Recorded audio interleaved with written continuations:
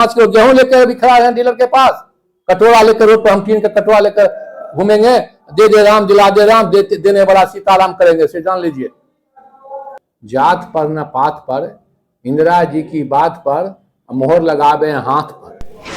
कांग्रेस के जिला अध्यक्ष अभय कुमार सार्जन जी हमारे साथ हैं और ये आज जो है सोनिया जी का जयंती है, जो कि जन्मदिन मनाया गया है और काफी धूमधाम से मनाया गया है और इस पर भी सवाल पूछेंगे, कुछ और भी हटकर सवाल है उन पर भी पूछेंगे। तो सर आपका बहुत बहुत स्वागत हमारे चैनल में। और ये बताएं कि इस वर्ष जो जिस प्रकार से सोनिया जी का जयंती मनाए, इस पर क्या कुछ बोलना चाहिए सर? सबसे पहले तो बहुत बहुत आपको भी धन्यवाद। आज हमारे पूर्व राष्ट्रीय अध्यक्षा यूपीए के अध्यक्ष श्रीमती सोनिया गांधी जी का जन्मदिन है। हम कांग्रेस के कार्यकर्ता उनकी उम्र के लिए, लंबी उम्र के लिए आज जन्मदिन मनाए हैं। हम भगवान से प्रार्थना करते हैं कि हमारे नेता को लंबी उम्र रहे, जिससे हम लोगों को हमेशा प्यार सहयोग मिलता रहे। सोनिया गांधी जी से हम लोग प्रेरणा लेते हैं। सोनिया गांधी जी एक त्याग की मूर्ति है। सोनिया गांधी जी ने जिस ढंग से देश के लिए त्याग किए, जिस ढंग से उन्होंने अपने पति स्वर्गीय राजीव गांधी जी की बलिदान देखी, अपने सास श्रीमती इंदिरा गांधी जी की बलिदान देखी, उसके बाद इन्होंने जो जिस ढंग से आज देश की सेवा कर रही हैं, काबिल तारीफ है। देश में जिस ढंग से आज जातिवाद धर्मवाद पर चल रहा है, लेकिन सोनिया गांधी जी ने जो देश के एक अल्पसंख्यक समुदाय मनमोहन सिंह जी को एक अपनी सोच के तहत प्रधानमंत्री बनाए, इसलिए मैं अपने कांग्रेसी कार्यकर्ता आज अपने सोनिया गांधी जी पर बहुत ही गर्व महसूस करते हैं। देखिए सर, आज तो सोनिया गांधी जी का जयंती जिस प्रकार से मनाए हैं और फिर दूसरी ओर जो है कहीं न कहीं आपको लगातार हार का सामना करना पड़ रहा है। जैसे कि 4 राज्यों में जिस प्रकार से चुनाव हुआ है, उसमें 3 राज्य आपका इससे बिछड़ गया है और एक राज्य में जिस प्रकार से जीत हासिल किए, तो उस पर भी काफी सारा अंकुश लगाया गया, काफी सारा सवाल खड़ा कर दिया गया था। जैसे तेलंगाना के जो मुख्यमंत्री हैं वर्तमान के, उन्होंने ऐसा क्या शब्द बोल दिए जिससे कि काफी हंगामा मचा और काफी उसका विरोध का सामना करना पड़ गया था, पुतला दहन तक पहुंच गया था। क्या कुछ कहती थी सर? देश की राजनीतिक जो भी है बहुत ही दूसरे रंग का हो गया है। देश की जो बहुत बड़ा शीर्ष पद पर बैठे हुए हैं, वो आदमी क्या बोल रहे हैं खुद उन लोगों को पता नहीं है। यानी कि सर आप मानते हैं कि वो कुछ ऐसा शब्द बोले हैं जिससे ऐसा विरोध हो सकता है? देश के प्रधानमंत्री बारे में नहीं बोल सकते हम, लेकिन इतना जोर बोल सकते हैं कि देश के प्रधानमंत्री कहते हैं हमको तुम कहो मोदी। अब मुझे इतना क्या दुर्भाग्य है। अपने से बड़े हम लोगों का कल्चर है कि हमसे बड़े लोगों को, छोटे लोगों को भी हम अपने लोग जी लगाता है, और वो खुद कहते हैं कि हमको ये एकार पारो। कहाँ देश को ले जा रहे हैं पता ही नहीं लग रहा है। मैं अभी आ रहा था पुल पर तो देखा कि उज्ज्वला गैस पर दिए हुए। इतना दुर्भाग्य है, जो गैस 400 में मिलता था वो 1200 में करवा दिए। उसके बाद वो अपना ताली पिटवा रहे हैं और जनता वोट दे रही है। जनता महान है, ये जनता महान है। ये जनता जिस दिन समझ जाएगी कि हमारे साथ ठगपना हो रहा है, क्योंकि अभी बोलने में उतना कला उनको माहिर है तो अभी नहीं समझ रहे हैं, और जिस दिन जनता ये समझ जाएगी उस दिन आप देखिएगा कि क्या दुर्दशा होगा, बहुत ही बुरा दुर्दशा होगा। सर, तेलंगाना के ऊपर वो सवाल खड़ा कर दिया गया था उसके मुख्यमंत्री के ऊपर, क्या करेंगे, दूसरा तो कोई मुद्दा है नहीं है। यही सब मुद्दा होगा कि मुख्यमंत्री के ऊपर कुछ बोलिए, उसके कुछ ऊपर। अरे यहाँ देश में विकास की बात होना चाहिए, यहाँ देश में महंगाई की बात होना चाहिए, ये देश में रोजगार का बात होना चाहिए, ये देश में किसान की बात होना चाहिए। खाद नहीं मिल रहा है, इस पर सरकार को बोलना चाहिए। सरकार तो मुद्दे को ही भटका रहा है। मेन मुद्दा जो है उससे हटकर सरकार, मुख्यमंत्री ये बोला, मुख्यमंत्री तेलंगाना में बोला, तो बिहार में क्या काम है पुतला दहन करने का काम? तेलंगाना का आग हम बिहार का झेलेंगे?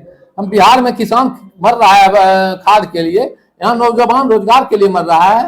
यहाँ तो इस पर मुद्दा होना चाहिए। यहाँ लोग डीजल का मार झेल रहा है, यहाँ लोग प्याज का मार झेल रहा है, यहाँ लोग किरासन तेल का मार झेल रहा है, यहाँ लोग कड़ू तेल का मार झेल रहा है, यहाँ लोग महंगाई से परेशान है। हम लोग तेलंगाना के लेकर पुतला धन वो 200-400 रुपया खर्च कर रहे हैं पुतला धन में, क्या फायदा इससे होगा? कोई बेनिफिट है इससे?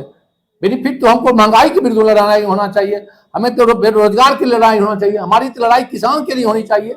हम तो इस लड़ाई से भटका रहा है सरकार, और लोग चंद लोग पैसा के लोभ में या जिस तरह से इस ढंग से सवाल कर रहे हैं, ये तो कोई मुद्दा ही नहीं है। तेलंगाना की लड़ाई में बिहार में लगाने क्या जरूरत है, बताइए तो? मूर्खता बात है। लेकिन उसका आज काफी सारा विरोध का सामना करना पड़ गया था। और रही बात सर दूसरी बात की, जिस प्रकार से महंगाई की बात किए हैं, तो श्री नरेंद्र मोदी जी उन्होंने ये बात कहे हैं कि जो है किस प्रकार से है जीडीपी को कंट्रोल करने के लिए बनाया जा रहा है, इस महंगाई है। और दूसरी सवाल ये रहा है कि गैस में किसी न किसी प्रकार से कटे यानी कि कम हुआ है रुपया। गैस का कम हुआ है, 1000 रुपया हुआ है, 200 रुपया कम करके 1000 हुआ है, 1200 था 1000 हुआ है। और जहां कांग्रेस शासित राज था वहां 500 रुपये में गैस मिल रहा है। लेकिन महंगाई पर इस बार भावना भारी पड़ गया, महंगाई पर धर्म भारी पड़ गया। हमने देखा कि महंगाई को लोगों ने दरकिनार कर भावना ज्यादा भारी पड़ा है। लेकिन सच्चाई बात है, कांग्रेस शासित राज्य में 500 रुपये गैस सिलेंडर मिल रहा है, और वही दूसरे राज्य में गैस 1000 मिल रहा है। तो कहाँ मोदी जी उसको सब जगह कम कर, जहां जहां भारतीय जनता पार्टी सरकार है वहां तो कम से कम 500 कर दें, पूरे देश में उनको लागू करना चाहिए। जब पूरे देश में एक टैक्स वन नेशन का हवा देते हैं, वन नेशन तो सब जगह, महंगाई को भी वन नेशन कीजिए, बिजली बिल भी सब जगह पूरा देश में एक रकम होना चाहिए।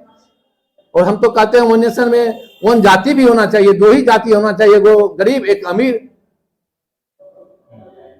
आज लेकिन सर जाति बात की जैसी बात की है कि वन नेशन करने से एक गरीब एक अमीर का होना चाहिए, लेकिन बीजेपी का डायरेक्ट हमला रहता है कांग्रेस के ऊपर से, कम्युनिस्ट पार्टी को, यानी कि इंडिया गठबंधन में जो भी अभी वर्तमान में है उसके ऊपर डायरेक्ट हमला कर रहता है कि जो है जातिवाद जो है खुद बनाए हैं, शुरू से ही जातिवाद का इन्होंने या बढ़ावा दिए, इसीलिए आज भी लोगों में इस भावना को लेकर सवाल उठता है।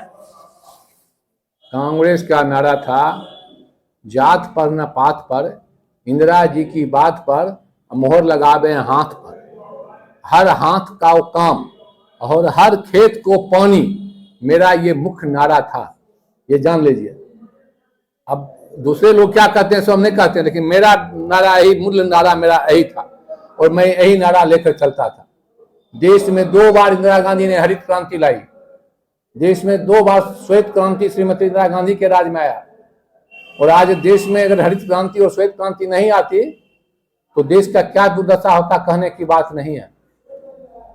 पंडित जवाहरलाल नेहरू, भारत में पंडित जवाहरलाल नेहरू से बड़ा वैज्ञानिक पैदा ही नहीं लिया। 200 नहीं 386 कल कारखाना एक दिन में अगर किसी ने शिलान्यास किया उसका नाम था Pandit Jawaharlal Nehru. Refinery, fertiliser, thermal, Barauni dairy, आपको बोकारो स्टील सिटी, हटिया, जितने बड़े कल कारखाने थे पंडित जवाहरलाल नेहरू जी के राज में लगा, और कांग्रेस पार्टी का इसका सारा श्रेय जाता है। मैं वैसे महान आत्मा को आज भी पूछता हूं, जिनके बदौलत आज हम लोग बड़े बड़े सभी लोग बड़े बड़े गाड़ी पर चढ़ते हैं।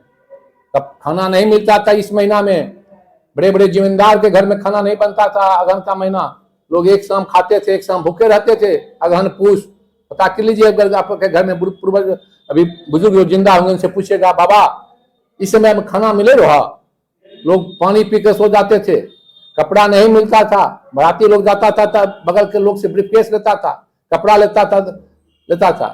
आज कांग्रेस पार्टी ने एक एक आदमी को घर में भोजन पहुंचाने का काम किया, इसका सारा श्रेय कांग्रेस पार्टी का जाता है। लेकिन प्रधानमंत्री ने तो 5 किलो अनाज फ्री कर दिए हैं। आपको जानकारी नहीं है, खाद्य सुरक्षा बिल किसने लाया? खाद्य सुरक्षा बिल किसने लाया? कांग्रेस पार्टी ने लाया। राहुल गांधी, सोनिया गांधी ने खाद्य सुरक्षा बिल सोनिया गांधी जी ने लाया। और कितना अनाज देती थी? 5 किलो दाम अभी फ्री कर दिए हैं। ये तो भिखमंगा देश को बना रहे हैं, ये तो देश को भिखमंगा बना रहे हैं। जो फ्री कर दिया वो देश को भिखमंगा बना रहे हैं। 5 किलो अनाज का दाम क्या दाम है?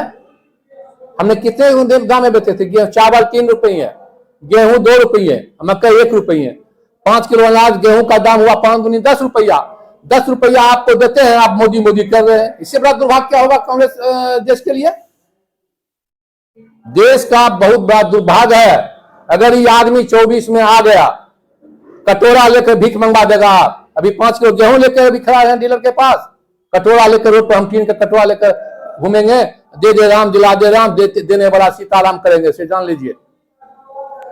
देखिए, इन्होंने बहुत ही बड़ी बात कह दी है कि अगर 2024 में प्रधानमंत्री श्री नरेंद्र मोदी जी अगर बन जाते हैं तो वही होगा हालात, जो कि कटोरा लेकर जय राम श्री राम। और क्या कहे सर, एक बार और हम चाहेंगे आप एक बार और वही बोल दे राम दिला दे राम, देने वाला सीताराम करेंगे। हम लोग रोड पर कटोरा, टीन का कटोरा लेकर। देखिए, अब तो हमें बोलने की आवश्यकता नहीं है, सर ने खुद इस बात को यहाँ मालूमात देते हुए कह दिए हैं। और फिर मिलेंगे एक नई वीडियो के साथ, तब तक के लिए हमें इजाजत, धन्यवाद।